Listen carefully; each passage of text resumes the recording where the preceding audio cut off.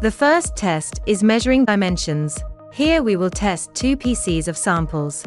The body diameter of the first one is 10.88 mm, and the second one is 10.87 mm. The body length of the first one is 17.99 mm, and the second one is 17.93 mm. The head diameter of the first one is 16.01 mm, and the second one is 15.98 mm.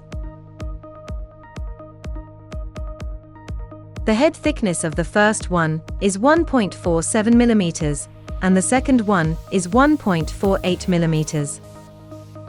Finally, we're measuring the length of non-threaded area.